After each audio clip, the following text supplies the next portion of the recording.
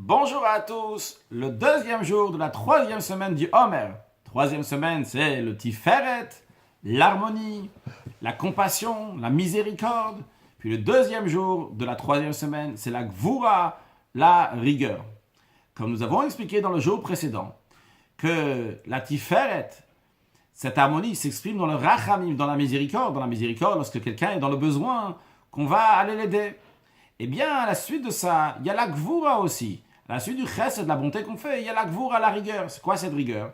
La rigueur peut s'exprimer par la vengeance. Qu'est-ce que ça veut dire la vengeance? Dans le sens que lorsque quelqu'un, cette personne-là, qui est victime, et on a de la miséricorde pour lui, eh bien, si quelqu'un va le déranger, eh bien, on va tout faire pour aider cette personne à prendre vengeance, pour se mettre de son côté, pour que cette personne-là va réussir. C'est une victime, le pauvre.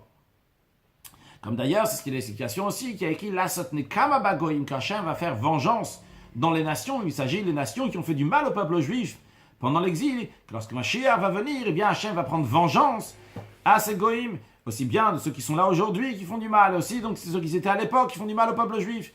Donc c'est une Nekama, c'est une vengeance. Mais la vengeance, ça vient de la Gvura, de la rigueur. Où se trouve ici la Tiferet, l'harmonie qu'il y a dans cela? Eh bien, la vengeance qui se trouve dans l'harmonie, c'est une belle vengeance. Une vengeance qui est douce. Qu'est-ce que ça veut dire une vengeance qui est douce? Une vengeance, a priori, c'est se venger, c'est la gvoura, c'est de la rigueur. Eh bien, ça existe des vengeances qui sont douces. Qu'est-ce que cela veut dire?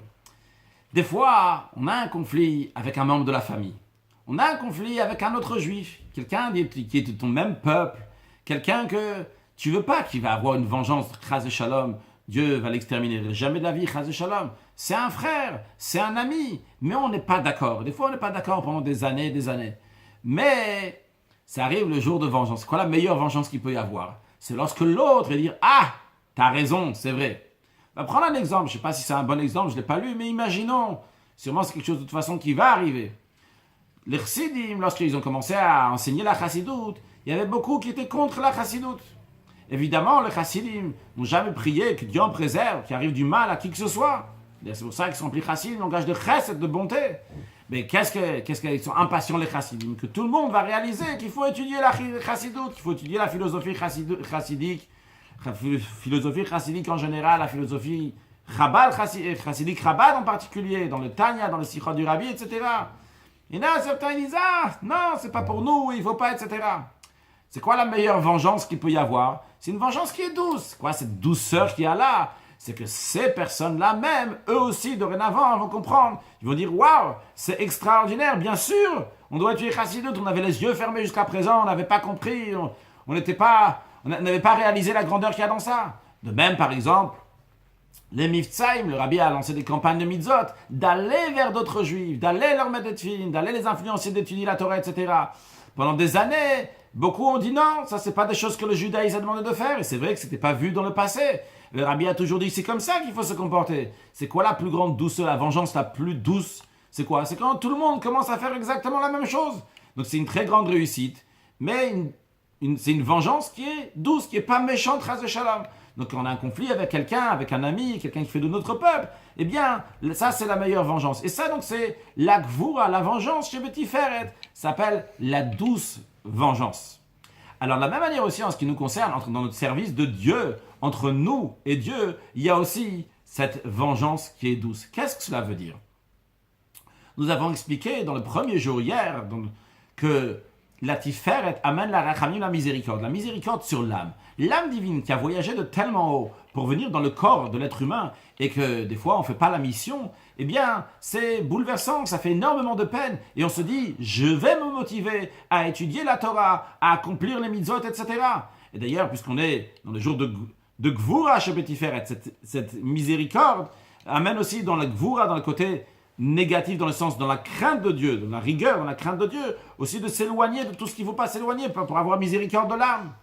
Mais maintenant, quand il y a cette miséricorde qu'il y a eu sur l'âme, que ce soit donc on va faire attention, on va voir, donc dans la mitzvot positive, bien dans les mitzvot négatives, on peut se dire un instant, c'est qui ici qui a dérangé? Qu'est-ce qui a dérangé cette affaire? C'est le corps il a dérangé. C'est le corps qui a voulu faire une avéra, une transgression. C'est le corps qui n'a pas voulu se lever pour aller au cours de Torah. C'est le corps qui n'a pas voulu faire un sourire à l'autre. C'est le corps qui n'a pas voulu aider un autre. C'est le corps qui n'a pas voulu. C'est le corps qui a voulu des choses matérielles et qui a voulu cet interdit. Alors ce corps-là, on va lui faire une vengeance, on va le venger. Qu'est-ce qu'il va recevoir? Il va recevoir des coups, on va l'affliger, on va pas lui donner à manger, on va le faire souffrir. Eh bien, la vengeance douce, c'est pas ça. C'est pas se venger du corps, de l'écraser, de l'affliger, mais c'est de prendre le corps et de le changer, que lui aussi va avoir une motivation dans l'étude de la Torah, dans l'accomplissement des mitzvot, lui donner un goût. Et comme d'ailleurs le Baal Shem Tov explique sur le verset qui tire Chamos Na'acha Rovet Sachat Masao, un verset qui est dans la Parashat Mishpatim qui dit lorsque tu vas voir l'âne de ton ennemi qui est accroupi sous fardeau, tu vas te dire je vais pas l'aider, c'est mon ennemi. Eh bien, on te dit non, Azov ta'azovimo, tu dois l'aider. Sur le plan spirituel, le Baal Shem Tov explique la chose suivante. Il s'agit ici, lorsque tu vas voir l'âne qui est ton ennemi, l'âne ici, le chamor, c'est le langage de chomer, la matière de ton corps qui te déteste et qui te dérange de faire Torah mitzvot, parce qu'il est rovet tarat masao, il est sous un poids, il n'en peut plus. Il dit tout moi et toujours moi, et c'est moi qui dois mettre les tefillin, et c'est moi qui dois manger les matzot, et c'est moi qui dois aller au mivtsaïm, et c'est moi qui dois donner la tzedaka, et c'est moi qui dois faire, il n'en peut plus, il dit je veux plus, ça y est, ça suffit. Alors quelqu'un il peut se dire, hey, ce corps-là, je vais l'éduquer un peu, on va couper les ponts avec lui, et il va comprendre que c'est pas lui qui décide ici. On te dit non, toi tu penses que tu vas pas l'aider. C'est pas la manière que la lumière de Dieu va résider en toi. C'est Azov Tazovimo. Il faut aider le corps. Il faut expliquer au corps que le corps aussi va prendre goût. Il va continuer à faire. Mais comment il va continuer à faire? Pas en étant contre que ce soit un fardeau, il n'est pas d'accord, mais que lui aussi va être d'accord, il va dire waouh, comment c'est extraordinaire de pouvoir s'attacher à Dieu en mettant une pièce à la tzedaka, en aidant quelqu'un d'autre, en faisant un sourire à quelqu'un, en mettant les tefillin, en gardant la pureté familiale, en envoyant les enfants dans une école juive, qu'on voit les fruits de ça, comment ça donne, et comment c'est extraordinaire, que lui aussi va prendre goût à ça, et donc lui aussi va dire ah, mais l'âme divine, elle a raison, c'est elle qui a raison. Ça, c'est une vengeance qui est douce, qui est la plus belle vengeance qu'il peut y avoir. Donc ça, c'est dans la partie Ben Adam Lamakom, entre l'homme et Dieu, et aussi un peu ce qu'on a dit avant, Ben Adam Lachavero, entre un homme et son ami, vu qu'une manière donc de prendre une vengeance qui est douce, on va convaincre quelqu'un d'autre qu'on est dans le droit chemin, dans le chemin de Torah Mitzvot. Voyons maintenant sur un peu un autre aspect de Ben Adam Lachavero, entre un homme et son ami. La miséricorde est quelque chose de très important, cette tiferet, cette harmonie est importante, mais il faut voir est-ce que cette harmonie, elle est bien utilisée ou pas. J'ai la tiferet, j'ai la miséricorde. Mais des fois, cette miséricorde-là, elle est utilisée pour des autres et non pas pour là où il faut. Expliquons. Par exemple, il y a des gens, c'est des pros pour pouvoir s'occuper de toute la planète, avoir la miséricorde de toute la planète. Mais de leurs conjoints, de leurs enfants, ils ne sont pas capables, ils ne savent pas le faire. Dans le même esprit, bien que ce n'est pas exactement la même chose, puisqu'il s'agit de Avraham, Avinu, le premier des patriarches qui représente le chesed et de la bonté, j'ai entendu que le Midrash dit lorsque Avraham qu'il allait avec Lot, il paraît qu'il s'est séparé de Lot. Et Dieu se plaint, le Midrash dit, Dieu il se plaint, il dit, Avraham Avinu, tu peux t'arranger avec tout le monde t'arrive à rapprocher, juste ta famille tu n'arrives pas à rapprocher. Alors des fois, il y a aussi cette miséricorde d'avoir pitié, qu'il faut s'occuper de toute la planète, et c'est vrai, il faut s'occuper de toute la planète. Mais pour commencer à s'occuper de toute la planète, il faut s'occuper de l'intérieur de soi-même. C'est vrai qu'il y a aussi l'extérieur, il faut s'occuper de soi-même d'abord. On raconte quelqu'un une fois, il a dit, quand il était vieux, il a dit au début, je pensais que j'allais m'occuper du monde entier. Après, il a dit, j'arrive pas à le monde entier, je vais m'occuper juste de mon pays. Après, il a dit, j'arrive pas, j'ai commencé avec ma ville. Après, il a dit, j'arrive pas, je commence juste de mon village. J'arrive pas juste de mon quartier. Il n'arrive pas, il dit juste la communauté. Après, il a dit, j'arrive pas, je vais faire juste ma famille. Après, il a dit, j'arrive pas, bon, je vais travailler avec moi. Il a dit ça lorsqu'il était vieux, il a dit, si, lorsque j'étais jeune, j'aurais pensé l'inverse. D'abord, je travaille avec moi, après avec ma famille, après avec la communauté, après avec le village, après avec la ville, après avec le pays, après avec le monde entier. Peut-être j'aurais réussi. Donc ça commence déjà avec soi-même. Donc vrai, il faut s'occuper de toute la planète, avoir miséricorde, pitié. Mais ça commence aussi avec sa famille. Donc la miséricorde, cette pitié-là, doit être mesurée. Tu ne dois pas faire des choses pour d'autres choses. D'ailleurs, on dit ça pour tout le monde, mais il s'agit aussi pour les Chabad. Les Chabad qui ont un ordre, comme d'ailleurs pour tout le monde, pas seulement les Chabad, mais les Chabad qui appliquent l'ordre du Rabbi, d'aller s'occuper d'autres juifs. Il faut réfléchir aussi, est-ce que je m'occupe de ma famille? Donc, c'est pas juste mettre la famille de côté pour aller s'occuper des autres. Il faut s'occuper de la famille et s'occuper des autres. Donc, cette iferet, cette miséricorde, d'avoir pitié de la neshama de l'autre, qui n'a pas mis de tefillin, il ne fait pas Shabbat, etc. Mais peut-être tu as une neshama dans ta maison, peut-être un enfant à toi, qu'il faut avoir miséricorde de lui, de sa neshama, de son âme, de s'occuper que lui va étudier la Torah, va accomplir les mitzvot, etc.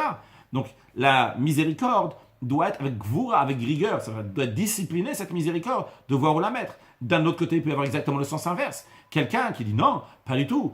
Pas comme les Chabad, se s'occuper comme ça des autres, il faut s'occuper que de soi-même. C'est faux aussi, parce qu'il ne faut pas s'occuper de soi-même, il faut savoir mesurer, s'occuper aussi bien de soi-même, il faut penser aussi toujours aux autres, il n'y a pas que la miséricorde pour moi. Et ça aussi, c'est dans la Gvoura chez Petit Fer, et ça aussi, c'est fait partie de la rigueur qui est dans cette miséricorde. Cette miséricorde-là doit être bien justifiée, bien utilisée. Encore un point toujours dans cet esprit-là, donc de discipliner cette miséricorde. Il y a des gens qui sont miséricordes, ils ont pitié. Et des fois, ils sont utilisés par des gens qui les utilisent, quand la miséricorde, ils vont les utiliser, mais pas comme il faut. Eh bien, il faut savoir que Tiferet, comme on l'a dit dans le cours précédent hier, qu'il faut, Tiferet, sa qualité, c'est quoi? C'est de regarder exactement qu'est-ce que l'autre il a besoin, voir jusqu'au but, est-ce que c'est pour son bien ou pas?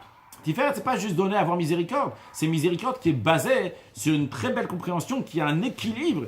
Eh bien, voir est-ce qu'on est utilisé, parce que j'ai de la miséricorde, tout le monde l'utilise comme ça, ou bien je suis bien dans le train là où il faut aller. Alors, pour l'exercice d'aujourd'hui, Ben Adam Lachavero entre un homme et son ami, c'est se travailler, voir comment sa miséricorde, est-ce que j'ai une miséricorde qui est constructive ou bien une miséricorde qui parle n'importe comment, qui n'est pas bien disciplinée. Ça, c'est un. En ce qui concerne Ben Adam Lamakom, entre un homme et Dieu, et bien réfléchir comment il peut faire travailler aussi son corps, prendre vengeance donc de ce qui dérange de service de Dieu, non pas en détruisant, mais en construisant aussi que l'âme, que le corps aussi va prendre goût. D'ailleurs, c'est aussi la raison pour laquelle que des fois c'est bien, et souvent, toujours, c'est bien, lorsqu'on fait une mitzvah, on fait quelque chose de bien, qu'il va y avoir dans ça, qu'il va y avoir de l'harmonie, qu'il va y avoir de la beauté, que ça va donner goût, que ce soit pour nous-mêmes, ou que ce soit aussi pour les enfants, pour ceux qui sont autour, qui voient que la mitzvah, elle n'est pas juste faite comme ça, bon, parce qu'il faut les faire, elle a été faite à sec, elle a été faite avec de l'harmonie, parce qu'elle est faite avec de l'harmonie, eh bien à ce moment-là, elle est faite avec goût, le corps aussi prend goût, parce que c'est bon, c'est agréable, et à ce moment-là, donc, on étudie la Torah, on fait les mitzvot avec une plus grande harmonie, de manière disciplinée. Et par cela, on peut recevoir Mashiach. Now, excellente journée.